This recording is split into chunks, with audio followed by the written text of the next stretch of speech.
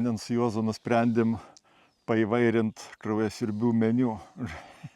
Jiem čia ko gero nusibodo stirnų, šernų ir elnių kraujas. Tai kokios priežastys galėjo, kas tą produktyvumą, kur atrodo pasėlis pavasarį buvo nepriekaištingas ir staiga tas produktyvumas jau ir dingsta, kur atrodo suplanuota padaryti įdėjimai ten 4-5 tonom ir staiga to nėra.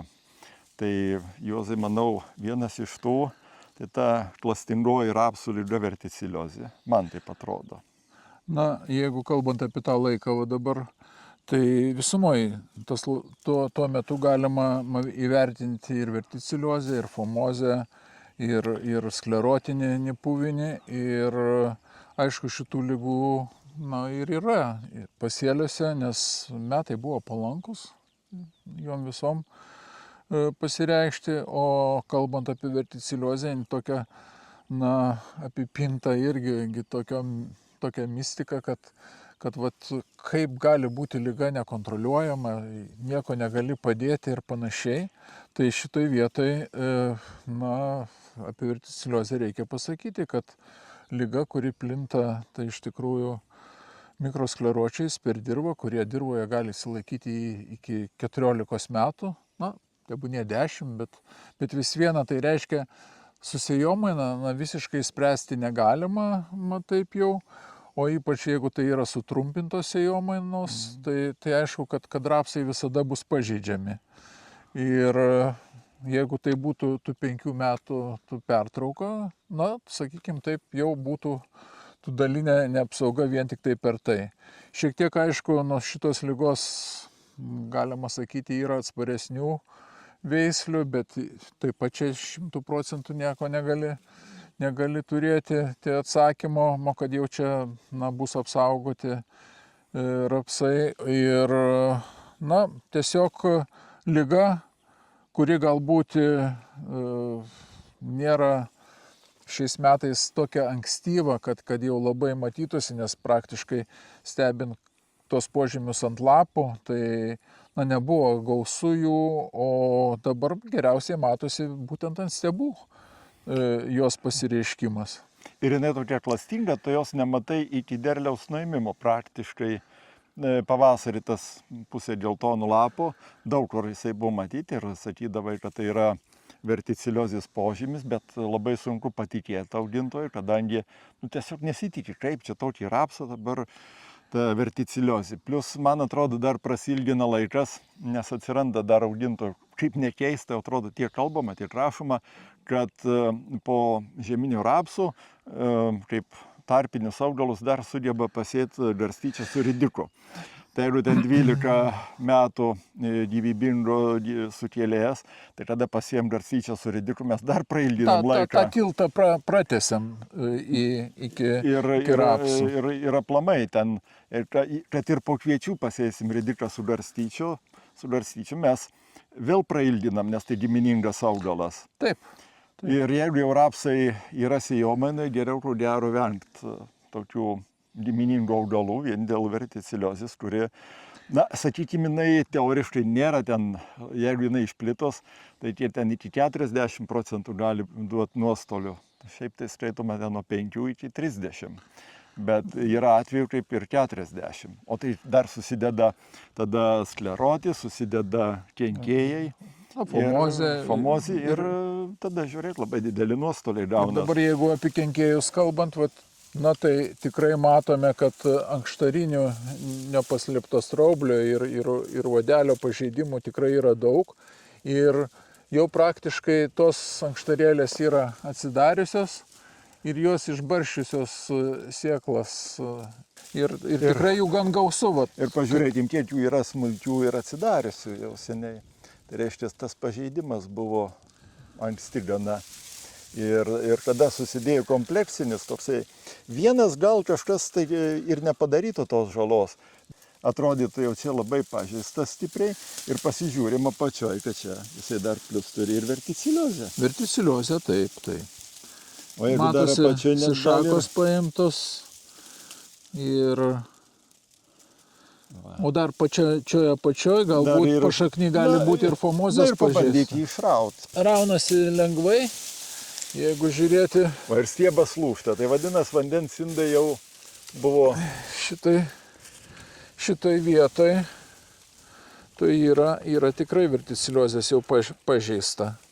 Ir jeigu atplėšti tai vat paviršių, kol kas dar nelabai susidarė tie mikroskleročiai šitoj vietoj, bet per padidinimo stiklą, jeigu pažiūrėjus, Bet ir gal taip jau jau matosi. jau matosi tarp gyslų tos vietos. Dar kenkėjai. Ai, čia yra ir kenkėjų. Galbūt tai ir buvo vieta, per kurią užkratas pateko, nes jeigu taip žiūrėti apačią, tai liktai atrodo ir sveikas. Na, mes jį vis tiek pjausim iki pat stiebas. apačios, nes jis turėjo ateiti per šaknis, ko gero. Labiau tai, bet čia jau susidėlioju visą puokštį veiksnių, kurie būtent ir augintoja su tais iššūkiais. Vad nuo šaknis eina. Jau pilkos zonos matosi. Aišku, O ir čia kenkėjo, bet va tas kraštelis būtent yra jau verticiliozės pažeidimas. Ir kita pusė, kas yra būdinga verticiliozei, gali būti visai švari. Čia eina kaip dryžis, kaip žaibo trenktas nuo viršaus ir pereina į šakas, kurios jau turi irgi tą pažeidimą, parodavimą tokį. Tik tai matosi, kad užkratas yra gan vėlyvas, nes visiškai dar sveikos atrodo šaknis, augalas tikrai maitinosi. Tai čia ko gero pavasarinis ir pavasarį greičiausiai, nes kada pagrindžiausi čia rudenį ir po to dar pavasarį šaknelis kada traukinėja. Ir dabar pagalvokim, rapsui reikia apie virš 5000 kubinių metrų vandens per vegetaciją. Tai kada užkemša patogenas vandens indus, tada kenkėjai sugraužia stiebą, vandens apykaita tai sustoja. O su vandeniu... Blokada vyksta tokia, kad maisto medžiagos tai patenka su vandeniu. Taip, ten galim sakyti, kad 95 procentus vandens rapsai išgarina. Tai ne 5 procentus panaudoja fiziologijai. Bet tai jisai veidinasi, visi fiziologiniai procesai vyksta per vandenį. Užmezgimas, nes be abejo, jau užmezgimui aukštesnė temperatūra, jeigu nėra gero vandens maitinimo, vėsinimo tokio per garinimą, tai augalas vėl praranda užmegztas ankštaras. Tai čia žodžiu, yra daug problemų susijusių būtent su indų plaušų kulelių užkimšimu, užblokavimu. Ir mes čia kalbam apie verticiliozę, bet tą gali daryti ir fuzariozė. Ir sklerotis. Ir fomozė. Žodžiu, ir kenkėjai atitinkamai. Priešų turi rapsai daug. Dabar tikrai turi, nes plotai yra vis dėlto sėjomainoj išaugę, procentas yra didelis rapsų. Dar, kaip sakėm, tarpiniai augalai, kryžmažiedžiai vienokie ar kitokie pasėjami.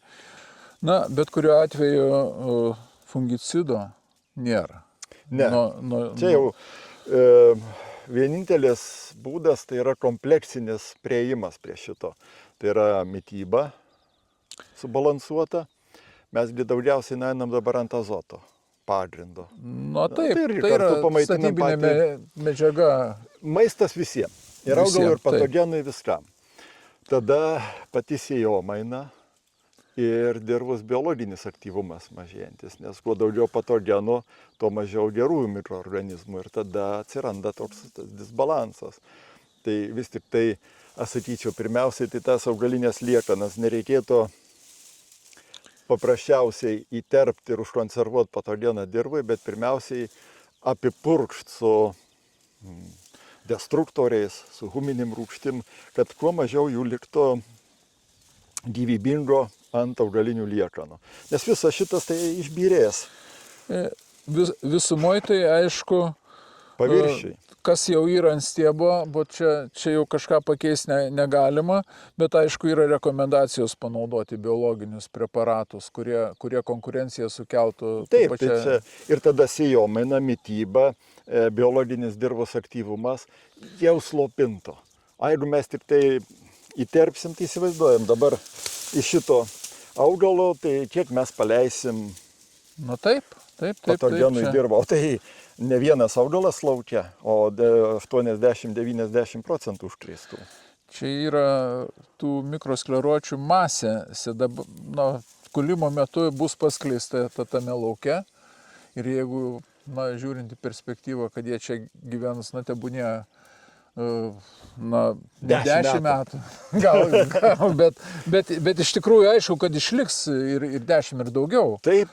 Tik tai ne tie kiekiai, galbūt tas... Bet jeigu ateis kaip tarpinis augalas garsyčia arba ridikas, tai jisai stovės. Tada reikia skaičiuoti nuo pasėtos garsyčios ar rapsiuko, ar ridiko, nes tai bus vėl skaita pradinė nuo jų. Taip, o ne nuo rapsų, kurie dabar auga. Taip. O yra patogu iš tikrųjų, jau paėmi rapsą, įsėjai dar garstyčią ir jau turi tarpinę augalą, atrodo. Tai ką toksai stiebas gali sukurti? Nieko jis negali sukurti. Jis jau ir matosi. Yra, taip sėklos, bet paimkim pralukšten, pamatysim, kad čia 1000 masių bus lengvutė. Taip, čia agonytės. Pats stiebas neturi svorio. O čia šaknis jau nuo rudens aiškiai matosi. Viskas. Va, rudenį įlindosi. Taip, jau čia. Grynai rudeninis. Anksčiau tikrai ir plius dasidėjo jo pažeidimas. O kas? O tada augalas jau silpnas, jau jisai turi pažeidimą, jau tada visi prie jo kimba, kas netingi tuo metu. Išlukštinau šiek tiek, tai matosi. Smulkutės sėklos, tai jos yra lengumų nėra. Pilkos, smulkios, deformuotos tokios, kaip suspaustos, kampuotos ir panašiai. Tai va toks ir derlius iš šito augalo. Aišku, jis nėra visiškai tuščias, bet dar neaišku, kaip bus, kada čia atvažiuos kombainas, ar jis neišbarstys. Prisimeni pavasarį, kaip žiūrėjom tą brikt skaičių. Taip. Jeigu jisai tuo metu turėtų būti 15-16, mes rasdom ten 8-9. Tai jau tada rodė augalas tiesiog šaukė, kad man blogai su sveikata. Taip, bet mes ant to nurašėm. Šaltas pavasaris, sausa, trūksta drėgmės. Tai tiesiog žydėti vėlai pradėjo. Bet tai vienas iš veiksnių, kur verticiliozė irgi į tai duoda signalą, kad augalas negauna mitybos. Tai vat ir susiveda viskas paskui į pabaigą ir ops, o kaip čia gavosi. O kaip čia gavosi. Čia jau tik tai pasidarbavo. Čia yra pažeidimai ir čia jau bakterinis yra įsimetęs, va šlapės pažeidimas va šitoj vietoj. Tiesiog paslėptas traukas įlindęs. Ir kvapas yra jau bakterijų. O tas važiuojant, kartais ir užuodė tą kvapą, tai reiškia bakteriniai. Tam lauke. Ypač aš ten važiavau link Šakių, pro vieną lauką pravažiavus po lietaus, taip dar rapsai stovi, o jau kvapas bakterinio. Bet čia aišku, bakterijos įsimetė dabar per įkandimą. Ir būtent va čia to lietinguoju laikotarpiu, kada čia lietaus gauta yra daugiau ir aišku, ta drėgmė. Ja. Verticiliozė gerai, mes jos nesuvaldom, bet yra ir skleročio, nuo kurio tikrai fungicidai veikia, bet čia mažiau ir matosi, jo nėra labai, kad būtų labai populiarus išsai čia. Aišku. Kada ta gamta pasima, jeigu ten 40% tavo derliaus, tai irgi gal truputį per daug. Jau ne tas žodis iš tikrųjų. Tai vat ir kada... Tada kyla klausimas, ar apsimoka auginti. Ir ta šiemet visą laiką aš tą produktyvumą, kada ir studentam aiškinu, sakau, jeigu rapsai produktyvus, ten nebus virš 5 tonų, tai užmestum ant jo katiną ir jisai neįkristų. Jisai eitų palinkusiais stiebais ir nes jisai rapsai turėtų taip gulėti truputį pavirtę. Yra tokių veislių, mačiau keletą laukų tokių, kur čia gali pasirinkti, kokią tu nori veislę, bet jeigu štai tau atsitiko gyvenimas, kaip dabar madinga sakyti, ir įvyko taip. O jeigu mes matom tokį statų rapsą, nebus iš jo produktyvumo. Ne. Nes tas katinų testas tai geriausiai parodo. Sėdėjau su ūkininkų kombaine ir lapį prieš tėdelį šoko ir jinai nubėgo rapso viršum. Aš taip pagalvojau, nieko savo, lengva labai lapė.